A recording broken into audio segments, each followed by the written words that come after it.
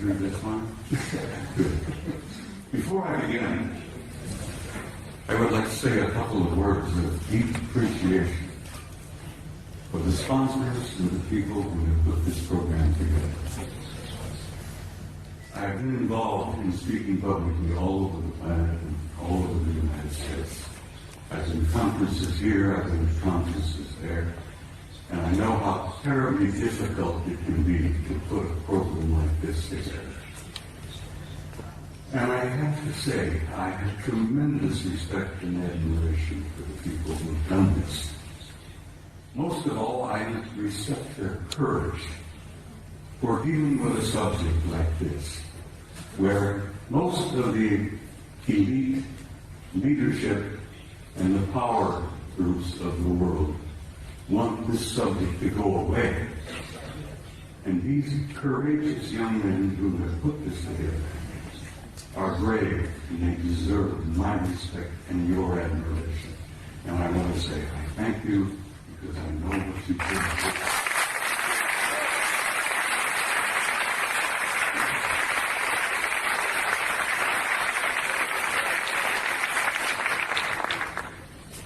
Now, I must explain something else to you. I never read from a script. I don't have a prepared script to follow. I get up on the stage and I talk to people like yourselves and I kind of wing it. I have so much material and I have such a problem of keeping it under the allotted time that I've been given. I have come today prepared to speak to you for 3 hours. I'm only allowed 1 hour to get it in. So something's going to have to give. But bear with me, I'll do the damnedest job I can. And it's important that you see the photographs of the NASA pictures that I have brought with me. Now, my journey began 45 years ago.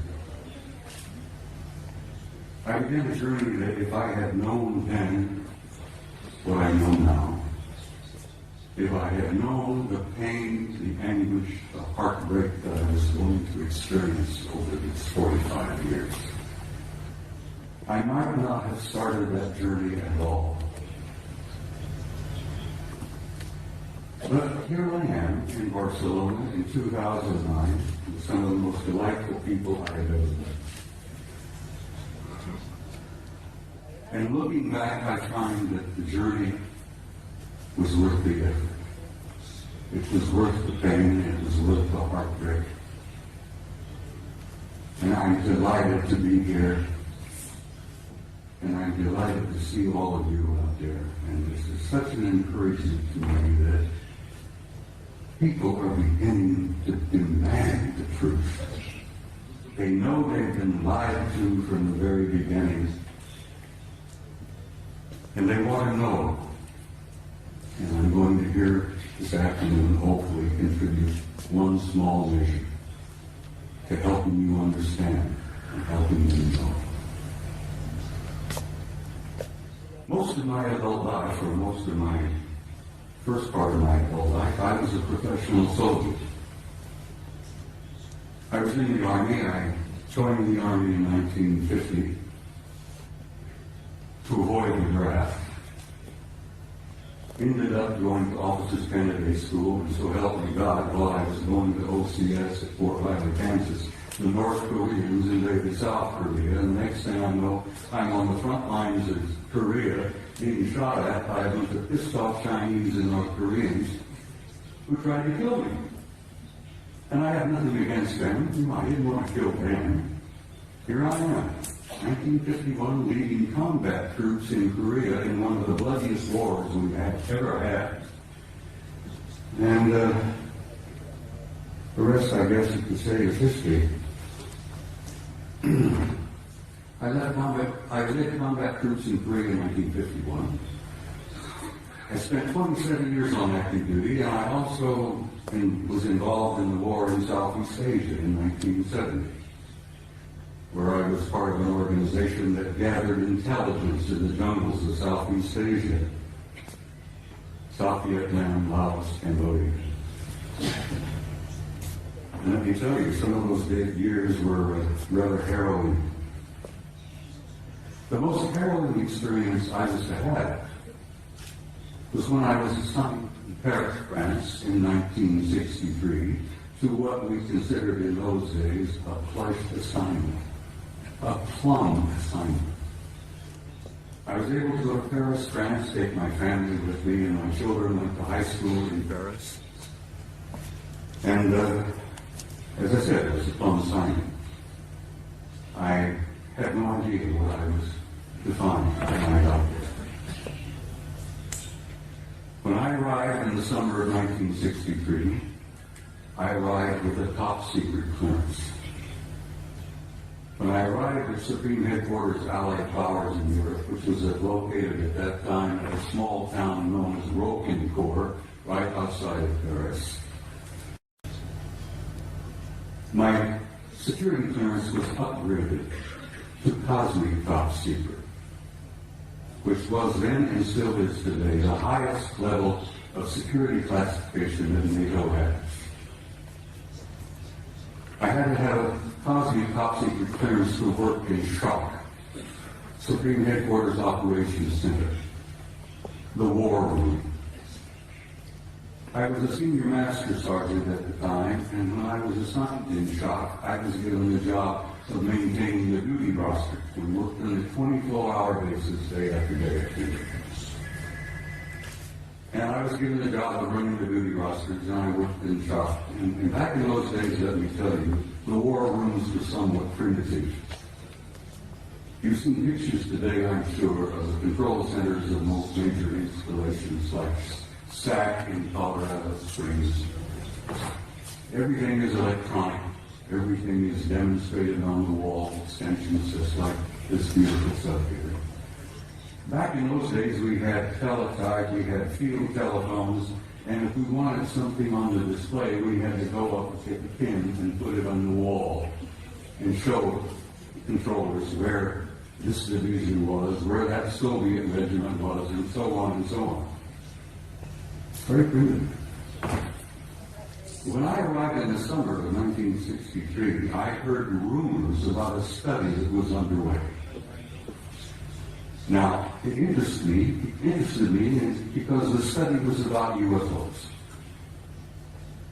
And I was intrigued by the possibility. I was curious about UFOs. I had no idea then what they were, what they represented. But we used to discuss this in SHOC, in the war room. The study was underway. What was it about? What happened? Well, it appears that on the morning of the 2nd of February, 1961, World War III almost began. And it was involved in the flyover of large numbers of circular metallic craft, flying in formations, very obviously under intelligent control. And they would fly out of the Soviet sector in the Warsaw Pact toward the west, in formation at a high rate of speed and at a very high altitude. And they would turn north over the English Channel, over the southern coast of England, and then they would disappear off of NATO radar over the Norwegian Sea.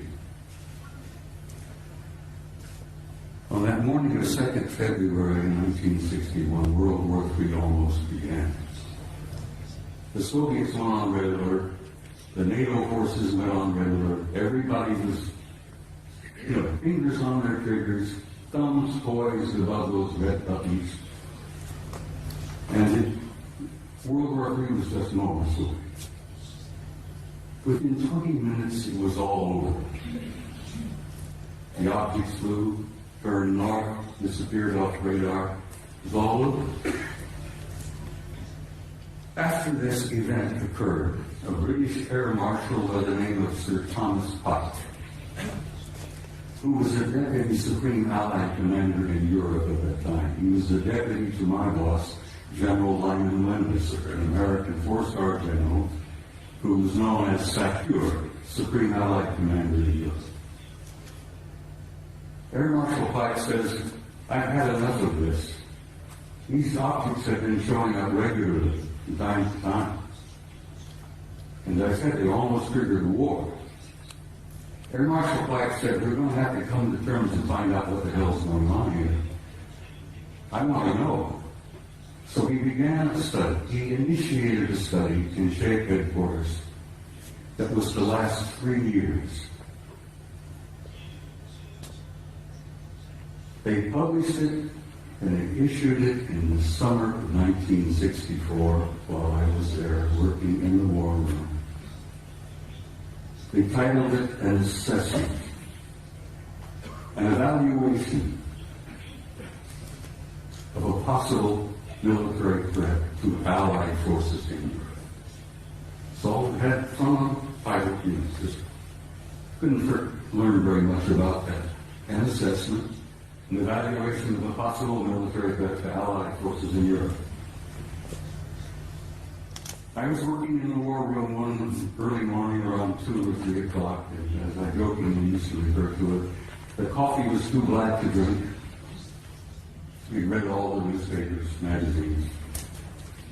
Many of you have heard military life is about 99% boredom, broken up with 1% of sheer terror.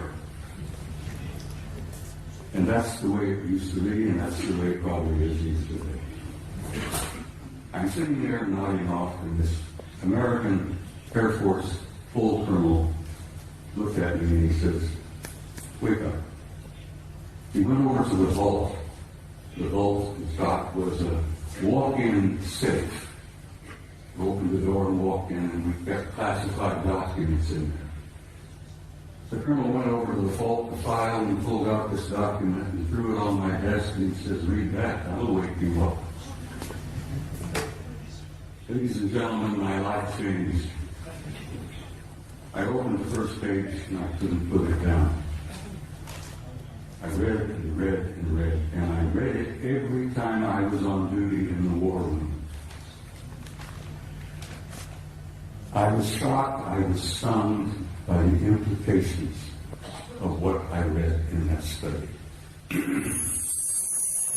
As I said, my life has never been ever quite the same. The study, briefly, and I have to briefly lay this out. I could talk for 2 hours about this, but the study simply concluded this. Is there a threat to Allied forces in Europe? Apparently not. They concluded that the planet Earth and the human race had been under some kind of survey or observation going on for hundreds, if not thousands of years. They concluded in 1964 that there were at least 4 different groups coming here, observing us, surveying us, analyzing us, closely watching us, what we were up to, what we were doing.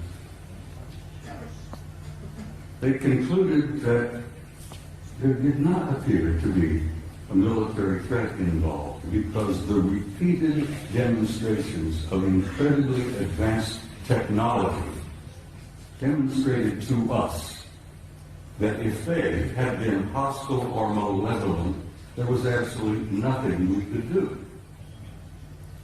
If they were evil in their intent and they were hostile toward us, it would have been over a long time ago. So, the conclusion was there were 4 different groups involved. They had been coming here for a very, very long time. Apparently they were not malevolent or hostile. The question was, what the hell are they doing here? Why are they here? And why are they interested in us? Well, they did not know in 1964 what their agenda or their motives were. And I will tell you honestly and frankly that even today, our authorities, our senior military, our national security people, still don't totally grasp what their motives are, what their agendas are. So this study in 1964 was simply a beginning for me. As I said, I was never quite sane, and I jokingly say I used to be a normal human being. And after I read that study and launched on my 45 years of research, I lost all aspects of normality. I will be frank and tell you that over the years of my study and the material that I've learned and gathered has brought about in me a complete destruction of my old world view, my old world paradigm, the worldview that I held since I was a kid, growing up. Everything made sense, I knew why we were here, where we were going, what was taking place. After I spent 45 years on this, it all collapsed around my knees. That was the destructive aspect of my personality. That was the part that changed me completely from the kind of human being that I had been before into the kind of human being I am today. Ladies and gentlemen, I am totally alienated. No pun intended. I said in a couple of interviews and briefings and such, I have had for many, many years a love-hate relationship with the human race. One moment I love you, the next minute I hate you to death. One minute I adore you for your potential and the beauty of your music and your literature and your art, and the next minute I'm saying, to hell with all of you, blow them up, let them blow themselves up, clean the planet off, get rid of them. It's part of the struggle of having lost your old worldview when your old paradigm collapses around your knees. So the man standing in front of you here today is literally a human wreck as compared to what I used to be. But I feel pretty good about it. I lost all my old illusions. I opened my eyes and I saw the future.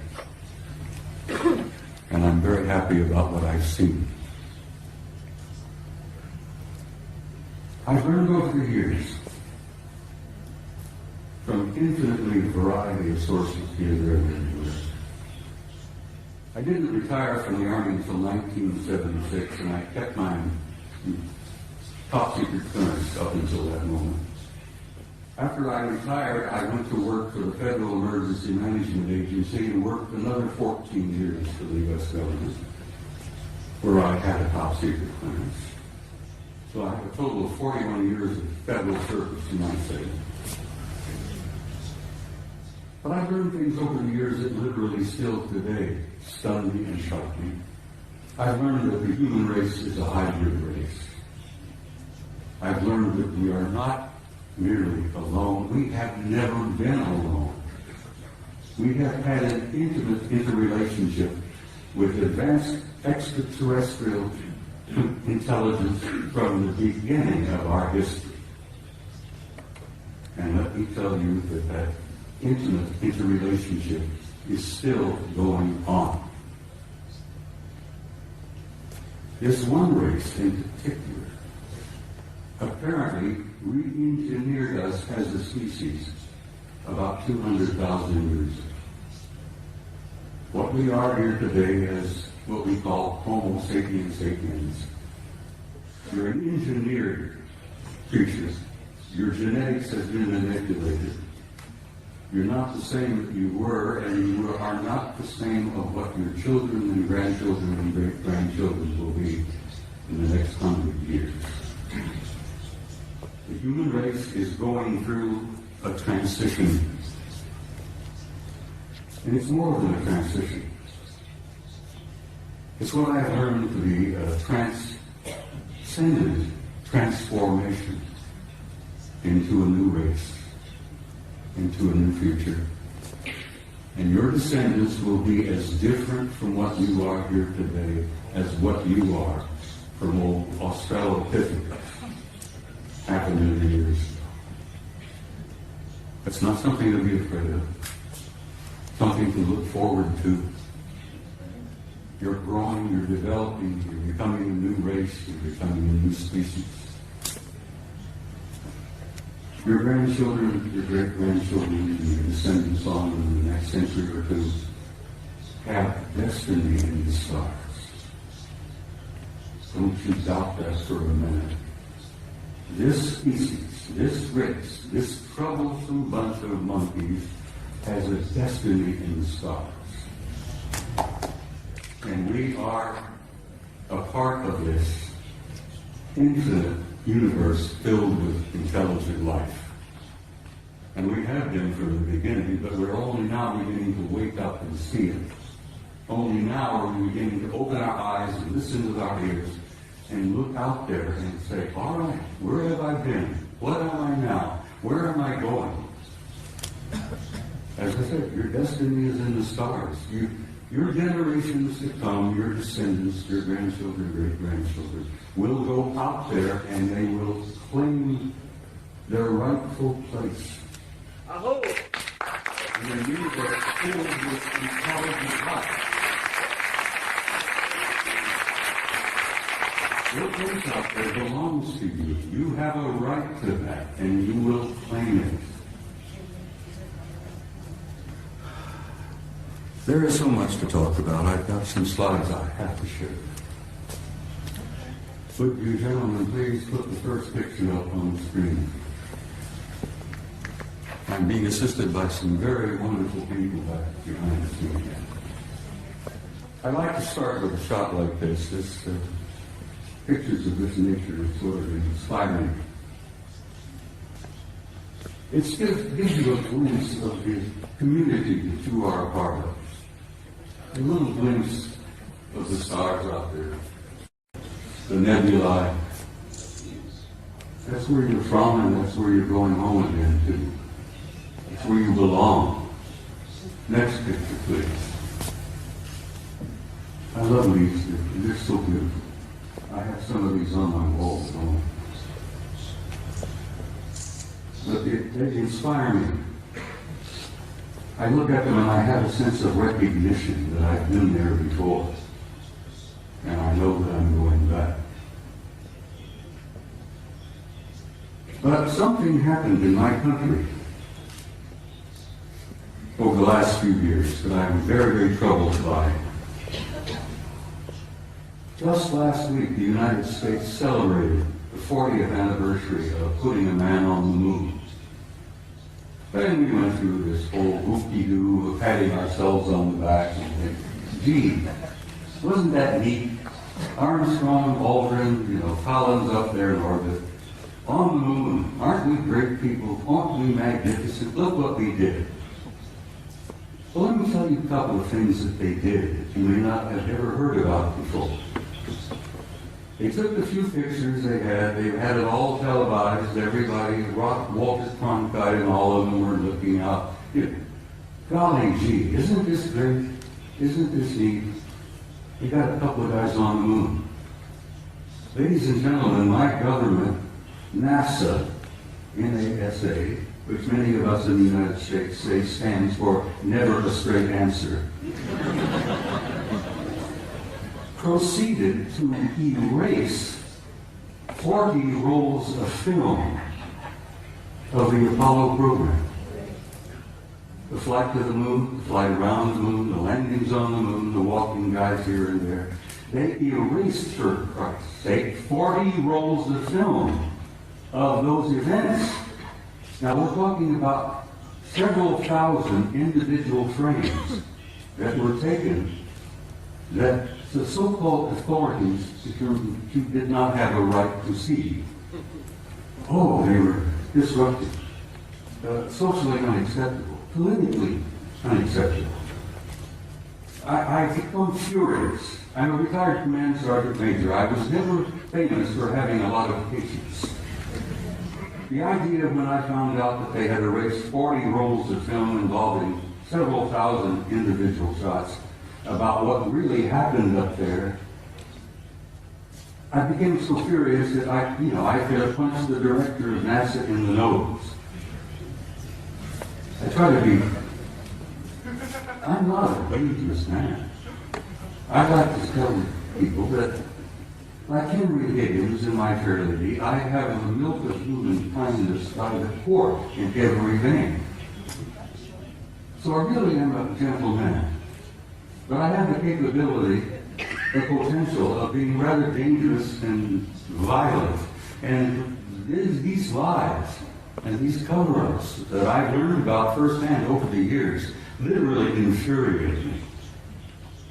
And I hope it infuriates you, because these authorities, these nitwits in high positions of power, who are proceeding to spend all the money that the American people make for their own use, for their own private programs, and then lie through their teeth about what the truth really is.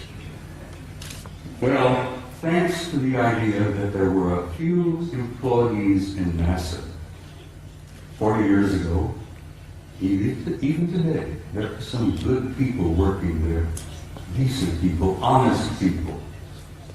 I have some film that they preserved that was not destroyed. Gentlemen, put up the next picture for me.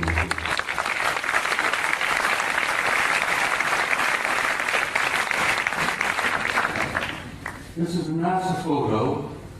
This is Apollo 12. Apollo Systems 12, roll number 50, negative number 7348. They were flying over the moon before they landed. They went into orbit around the moon. As many of you, I'm sure, if you know the system, you know the procedure. They went into orbit around the moon, and while they were there in orbit around the moon, a number of anomalous artifacts began showing up, showing interest in them. Next picture, please. This picture was taken by Neil Armstrong. While they're looking out of the window of their little craft, this object flew by. There's the moon in the background, of course. There's this object that flew by the window of that little craft that they were riding in. Neil took the Hasselblad camera that he had, put it up to the window, and snapped this picture. Next picture, please. NASA Apollo 12. Roll 51, negative number 8653, something like that. Now this is a good-sized object. This is several hundred feet in diameter that came up next to the lander, flew along beside them for a time. The guys in the Apollo crafts put their camera to the window and snapped the thing, and I've always jokingly said there were guys inside of this taking pictures of the NASA. We were photographing them, they were photographing us. Next picture, please. Photo NASA, Apollo Systems number 14, Apollo 14. Roll 70, negative, what is it, 9837, I think, or 8827, I can't read it. This is the Landsberg crater on the moon. The guys in orbit above the moon were particularly fascinated by Landsberg. They had been given a special assignment to take pictures of Landsberg because the crater, which they designated as Landsberg, had things going on in the crater that were very anomalous. There was construction going on. There were enormous facilities of the crater up there. So they were specifically designated and assigned to photograph Landsberg to see if they could figure out what the hell's going on down there in the crater on Landsberg. While they were looking at Landsberg, this object happened to express interest in them and flew by. Now this line is an artificial line that was drawn to show you the direction that this object was going. This is a good-sized object flying past the Apollo lander. God, I'm so glad that some of these were saved. I still get angry. 40 rolls of film was taken and they erased them. Anyhow, next picture, please. It's the same photo of Landsberg, but with the next negative, 9838, of this object here, flying by. Next picture. Now we're getting into some nitty-gritty. to give you just a brief little bit of history here. Back in the early days of NASA and the Apollo program, I got this picture from the Japanese Space Agency, the Japanese NASA. They have a tremendous program going over there in Japan. You know, the Japanese are bright people. So the Japanese Space Agency had signed a contract with NASA years and years ago to buy copies of every picture NASA took during the Apollo program. And I'm sure the Japanese paid a sizable amount of money for this contract. And as the films was developed and the photos were made and they shipped them off to Japan, and the Japanese have a tremendous reservoir of good, original NASA pictures.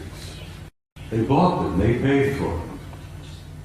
Now this photograph was released by the Japanese Space Agency, and you can see the Japanese writing here.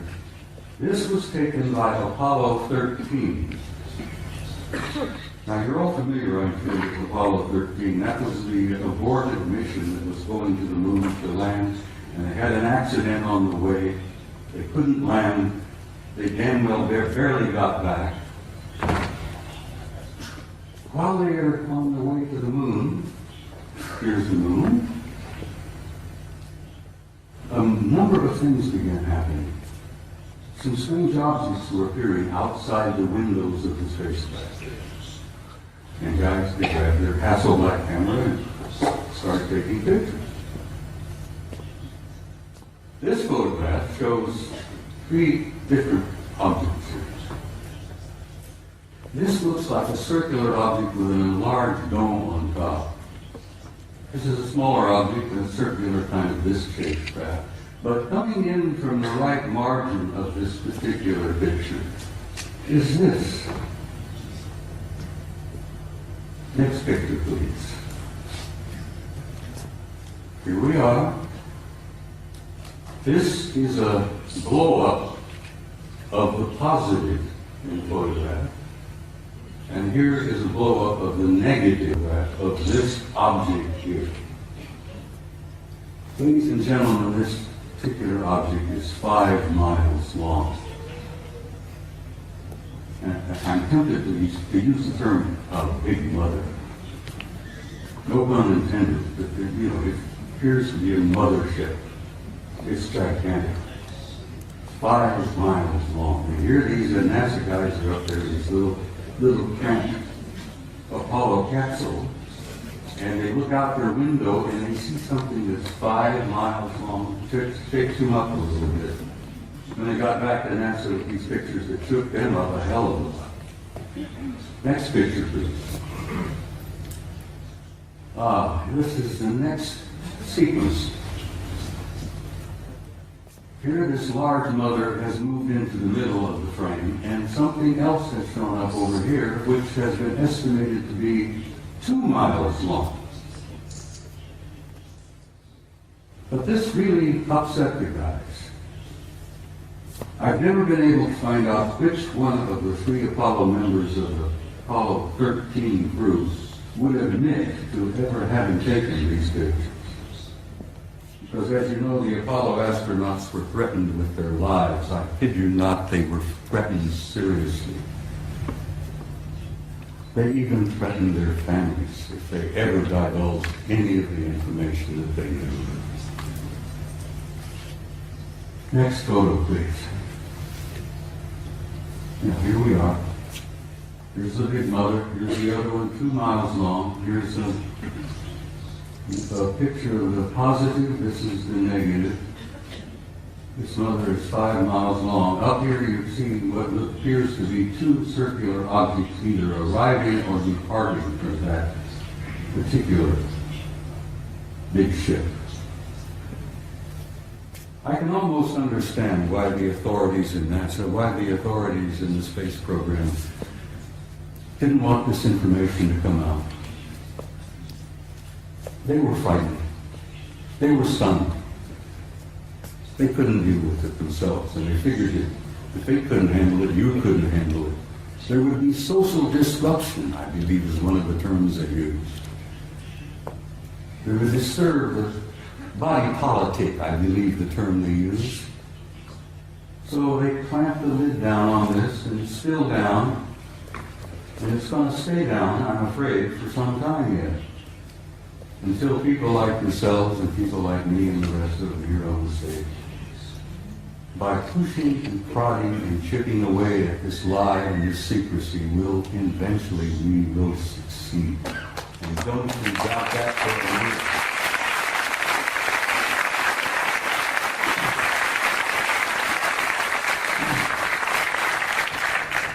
Now I'm in for another photograph that I think will shock you some. In 1980, NASA, never a straight answer, launched the Voyager program to Saturn. They launched this little mechanical spaceship filled with cameras and film and so on. Wanted to go to Saturn because something had been going on in the rings of Saturn, around the moons of Saturn, that didn't make a lot of sense. Some anomalous events were taking place in Saturn, near Saturn, at Saturn. So they launched the Voyager in 1980. The pictures they got back from Voyager was so stunning and so shocking that they just locked them up in the safe. Fortunately, I met and developed a friendship with a retired NASA scientist by the name of Norman Bergman. Norman Bergman worked for NASA for about 30 years. He was a technician, a scientist on the Voyager program to Saturn in 1980.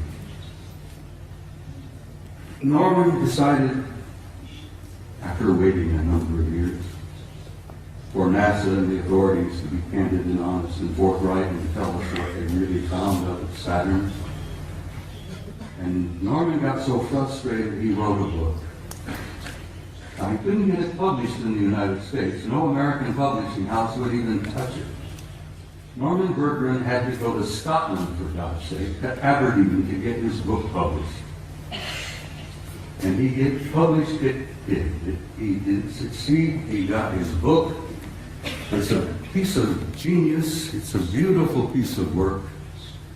And the things that they photographed near Saturn appeared in print for the first time. This is the A-ring of Saturn. And you're all familiar with what Saturn looks like. It's a beautiful planet. It's a giant. It's a big one. But it's got rings all around. Well, this is the A-ring, and here is an object that is self-luminous, obviously artificial, larger than our moon. It seems to be moving all around throughout the rings of Saturn among the moons of Saturn. And Saturn's got a couple of dozen moons.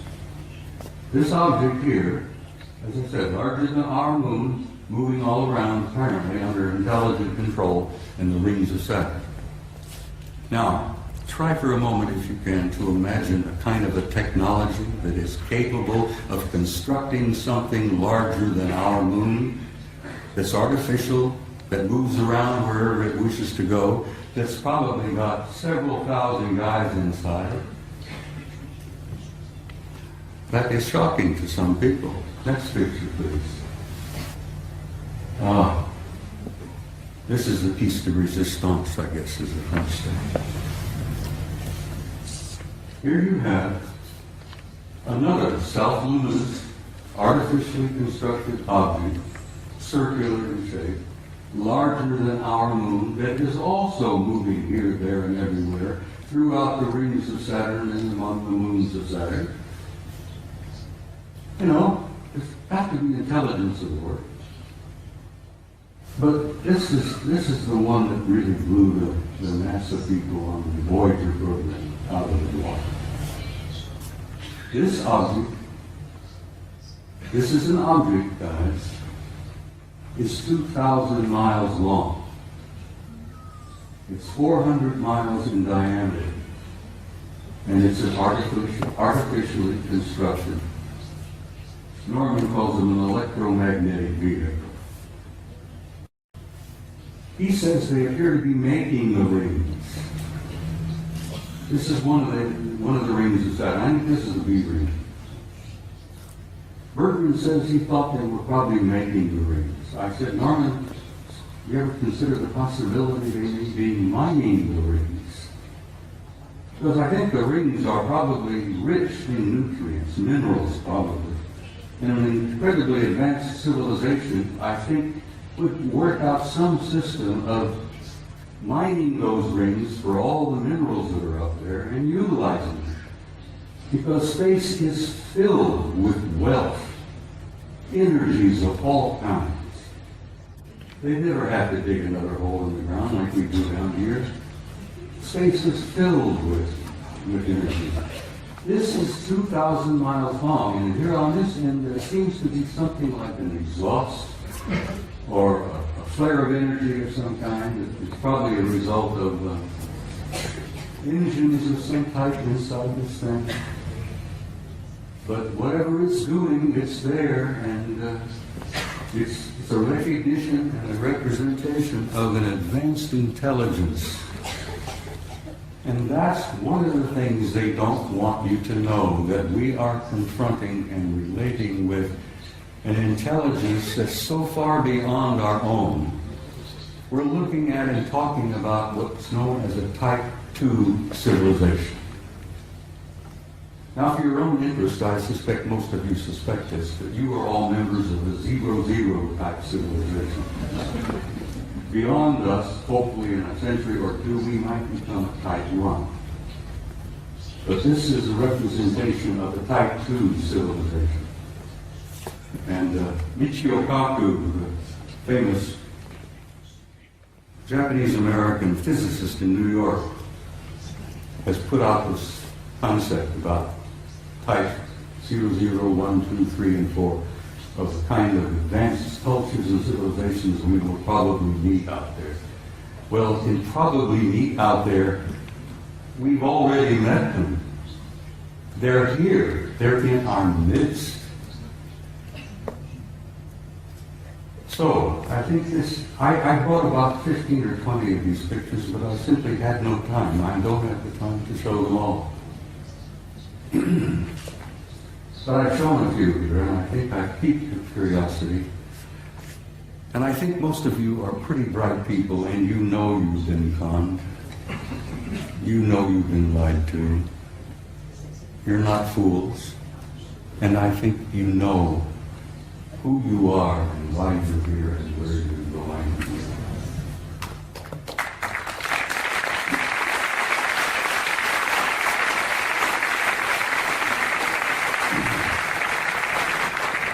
Next photograph, please. This is a photograph taken by our Mariner space vehicle that we launched back a number of years ago. This is a picture of a facility on the surface of Mars. Now, this facility is located on the equator, and it's on the surface. And those of us who studied it, we discuss it with each other, call it the airport. And I said, this is the parking lot. This is the administration building here. This is the main terminal here. And I imagine it's a pretty busy facility, you know, ships coming and going.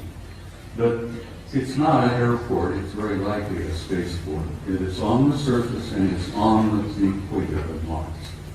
And if you're ever interested in launching a vehicle from a planet, you put it on the equator and you take advantage of the rotation of the planet to assist in the launching of your vehicle. You can take the momentum of the movement of the planet and it helps you get the thing off the ground. So it's exactly on the equator, it's on the surface, and it's massive in size. So maybe that is a parking lot, I don't know. Maybe that's the admin building, but there's something going on Mars. And I've been going back and forth with Richard Hoagland now for years, where Richard, who I know most of you are aware of, is convinced that Mars is covered with ruins. Well, it is. But it's not just ruins. There are things going on that planet. On the surface, under the surface, continuously. Next picture, please. This was published in a German magazine. This is a Soviet photo. This is from their Phobos 2 spacecraft. This is a city under the surface of Mars that is the size of Chicago. Chicago is one of our biggest cities. Several million people live in Chicago. This is under the surface. You can see the city block. You can see the breakdown here, portions of the neighborhoods, whatever it is. But it's generating an enormous amount of heat. And they picked this up on the infrared when Phobos was going around the planet and snapping pictures like crazy. And the Soviets were pretty open about releasing some of their photos, contrary to the United States, where lying has become a fine art. Don't get me started on my politicians. Phobos 2, city on Mars, under the surface. You can see the streets, Broadway, First Avenue, whatever. People have said, well, who was there? And I said, for God's sake, it's the Martians who were there. What a silly question to ask. Who's there? Let's go there. Now, I love this picture. I'm in love with this lady. Your ancestors and mine called her Gaia. She was feminine. She was a goddess. She was sacred. This beautiful lady has a respiratory system. She has a circulatory system. And she has a heart. And she's our source of life on this planet. We needed her. We need her now. We couldn't be here if it were not for her. We talk about holy lands, Mecca, Jerusalem, here, there, everywhere. That is the Holy Land, people. That beloved planet that we are home.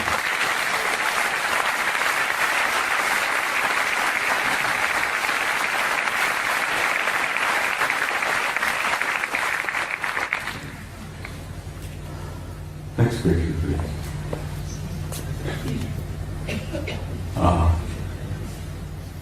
I spoke to you earlier about the fact that your grandchildren and your great-grandchildren and so on to the generations yet to come have a destiny in the stars.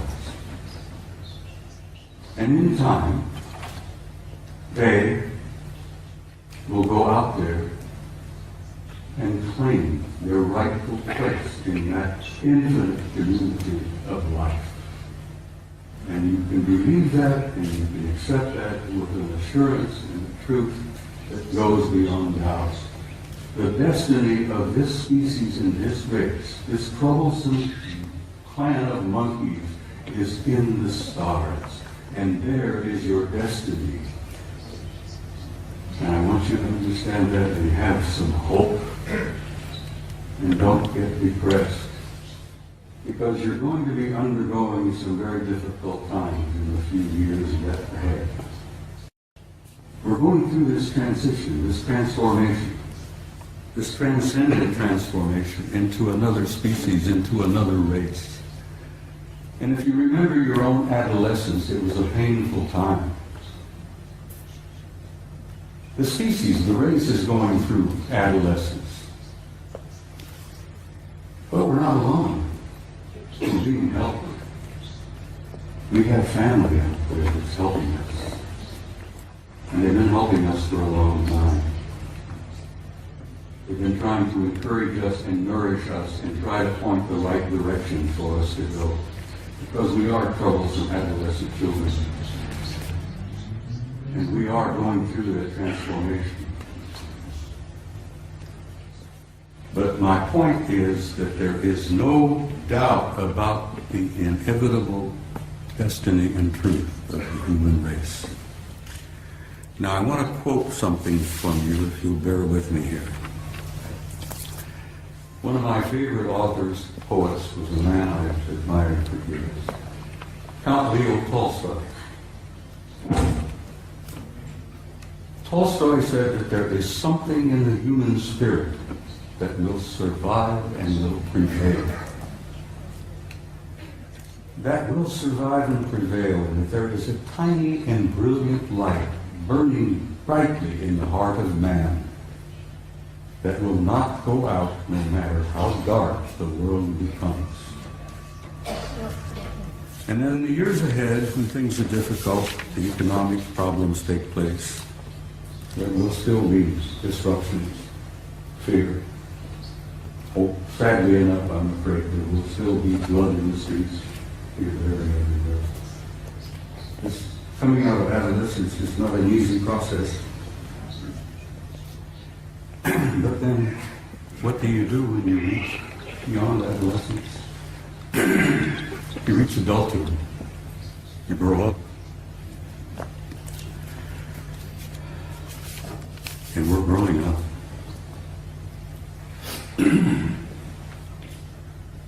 Well, ladies and gentlemen, my journey is coming to an end. But for many of you out there, your journey has just begun. And I want to say something to you before I leave the stage this afternoon.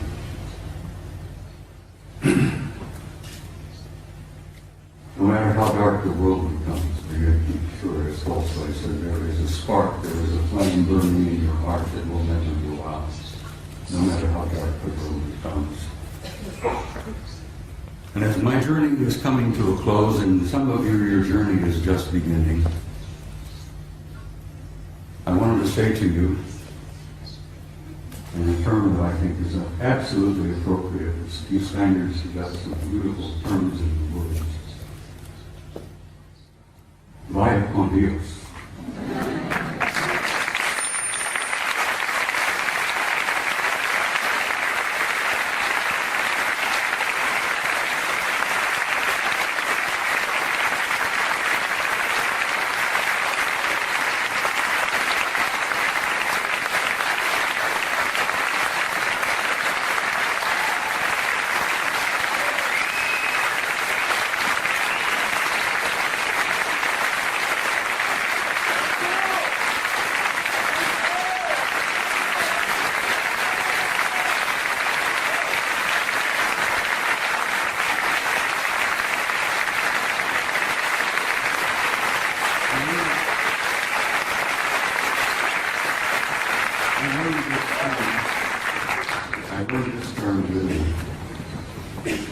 I've never been to Spain before. Italy is one of my places one of my favorite places. I love it. Now I'm learning to love the Spaniards. In Italian, I learned to say this, and I will say it to you. And I understand you know the meaning of it, but it's very similar. In closing, I want to say to you all, Ti amo.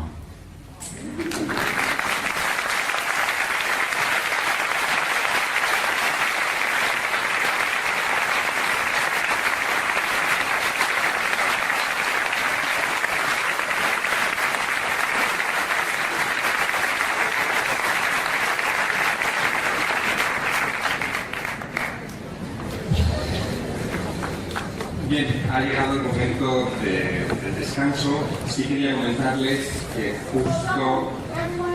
I'm Kerry Cassidy from Project CANAL. Oh. This is Henry Deacon. You need a microphone if you want to...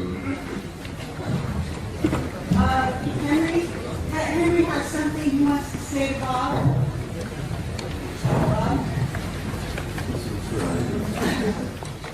This is Henry Deacon.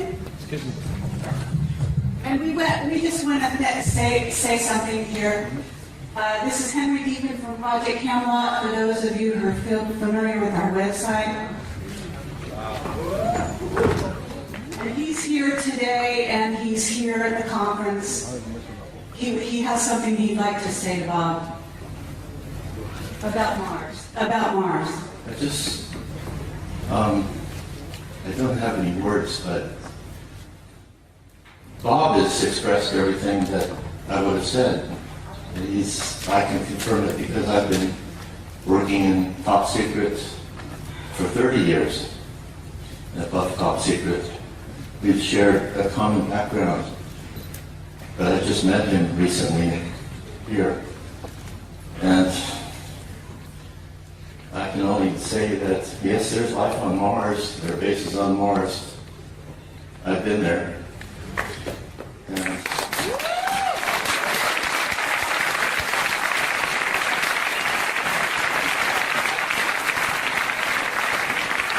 I didn't even get started on telling you some of the things I wanted to share this afternoon about who and what is on the moon and Mars that Henry does. I just, it's a long story, as he said. There's not enough time to put it all together. Except that it's a positive story. It's not one of fear. He showed a picture of the Mother Earth, and it's giving birth, and there's birth pangs, but there's a child that's being born. And just forget about the fear, because that's just a really temporary thing. There she is. So, a friend of mine, Angelica, who no one knows, UK, she calls this the Emerald Planet. And it's alive, yes, it's very much alive. We're a part of that life form, and it spreads, the life spreads throughout this whole galaxy. And the rest of our family is watching and waiting and helping quietly behind the scenes. And I've been fortunate enough to be able to meet family that don't just live here on Terra for a long, long time, even before I was in government work. So thank you.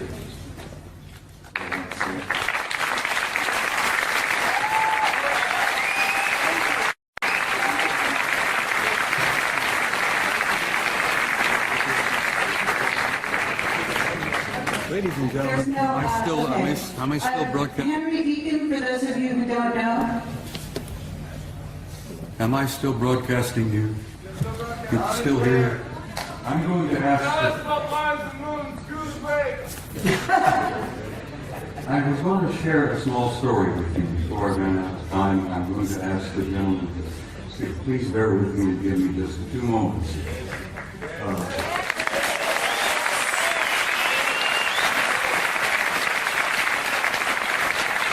Let's just start over.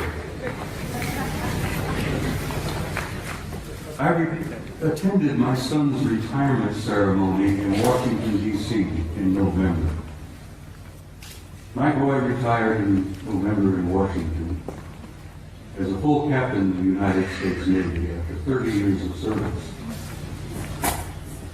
And while I was at this retirement party, the room was filled with admirals and generals, and retired commanders and captains and so on.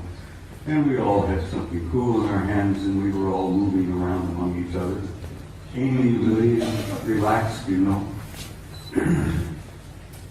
A retired Navy scientist, whose name must remain untold, came up to me, nudged me. He said, "I know you." I said, "Yes, I'm Eric's father." No, he said, "I know you. You're that notorious retired command sergeant major with the big mouth." And I said, "Yes, I go to that."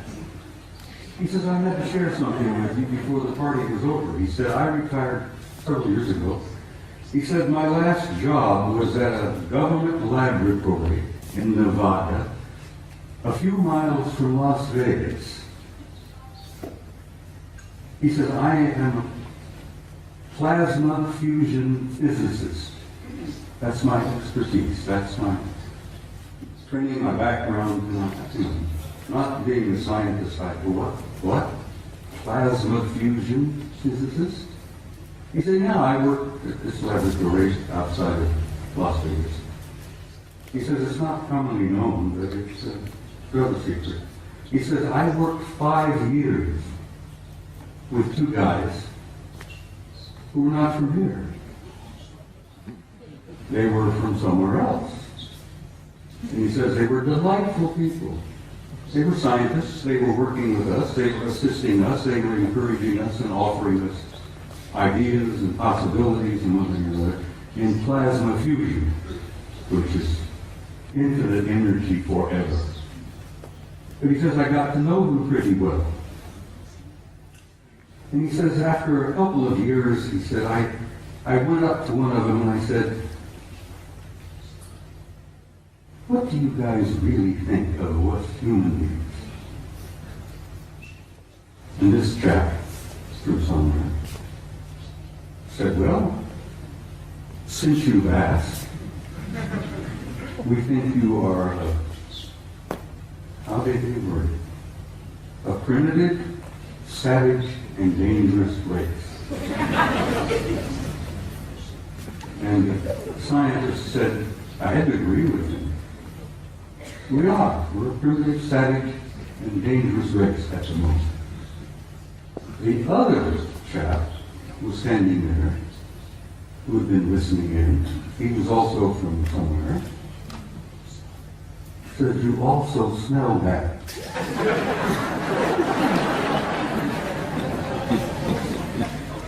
You humans stink. In nothing personal, mind you know, we find that you don't smell good. And the scientist said, my first thought was, I didn't spray under my arms this morning, but maybe. And they tried to explain that we humans have a psychic odor about us that they pick up and they find it terribly offensive. But it hit me in the eyes because when I was a boy growing up, my grandmother used to say, if we could only see ourselves as others see us, it would help so much to develop our integrity and our character and all that. And this remark from my grandmother hit me, that we were getting this so-called from the horse's mouth, from one of our extended family out there, that you're primitive, savage, and you're dangerous, but you also stink. And I thought that was humorous, and I shared it with Gogo, and she said, please include that in your presentation. So Gogo, bless your heart, I did that 4 years ago. Good night, everybody.